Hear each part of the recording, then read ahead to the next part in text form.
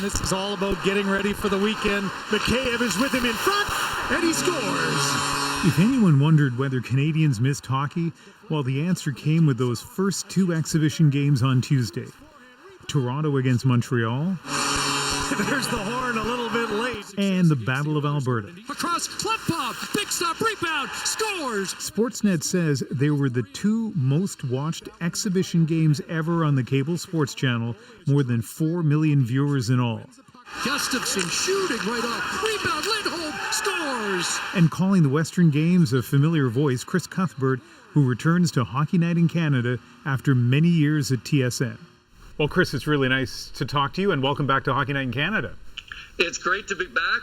I don't have the powder blue jersey or jacket, but it's really exciting to be back on Hockey Night in Canada. So you are calling the games from inside the rink, but you're not in the bubble. Explain that for me.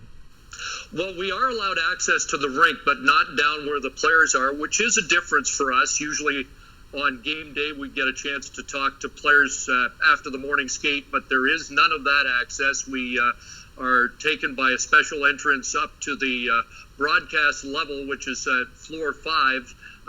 But the advantage we have is when the game's over, we can walk out of the building, walk back to the hotel. We have access to the River Valley on a great day in Edmonton, so that's one of the big differences. But access to players just isn't like it usually is. So think back to Tuesday, that first game in this new season, I guess, an exhibition game. You walk into that rink for the first time. What were your impressions of the new NHL?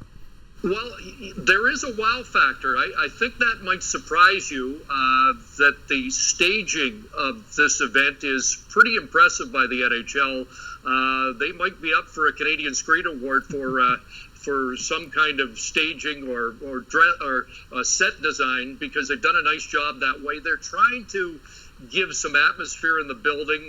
There's videos from fans. The home team gets the same kind of video presentation they might in their home rink, and so they're trying, but obviously without fans it's just not the same. At playoff time it's usually electric. The hair on the back of your neck is standing up because of fans, and so that is obviously the biggest difference. Okay, I want to show some video from a Wednesday night game. And there's a huge hit. Nathan Beaulieu hits Zach McEwen in the game between Winnipeg and Vancouver, and I guess in a regular game, especially if it were to be played in Winnipeg, that would just turn the crowd on, and you could feed off that as the play-by-play guy. How do you respond to that in these circumstances? Well, it is different. I mean, you would probably lay out shortly after that to hear that emotion from the fans, and often that will change the momentum in a game. I know a member of the Minnesota Wild who plays the same physical role, Marcus Foligno, said, "I'm not sure if I go out and make that big hit, it's going to cause the same domino effect that it normally would with fans. Can it energize a bench the same way without fan reaction?" And I think we're learning that the game is still the game, but that fans do have an impact on the game. And let me ask you about COVID. Obviously, all of this happening under the cloud of COVID. How concerned are you and your broadcast crew? Is it something you guys are thinking about all the time? Well, we have social distancing. When we're on the 5th floor or anywhere in the building, we wear a mask until the broadcast begins. And, you know, I think we've really got to salute the players for their adherence to protocol and for taking the necessary measures. I mean, it's phenomenal that since phase 3, when they all gathered together for their training camps, that nobody's tested positive since that point. I think that is really a testament to the players and to the league for getting it right in the protocol they set to get us here. I think the most difficult thing was to get from phase 3 and get everybody to the hubs, and now the environment is as controlled as we can have it.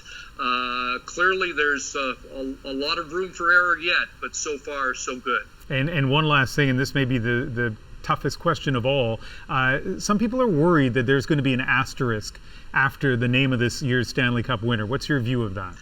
I don't think I'm not an asterisk guy. I think this is going to be as hard to win as ever. And in fact, it might be a little harder if a team in this qualifying round ends up winning the Stanley Cup. Instead of 16 wins, it's 19 wins. And I think this might be harder than ever to win what some people feel is the hardest trophy to win anyway. Well, sure is nice having your voice back on Hockey Night in Canada and on the playoffs. Chris, thank you very much. Excited to be on Hockey Night in Canada and with you, Ian. Thank you.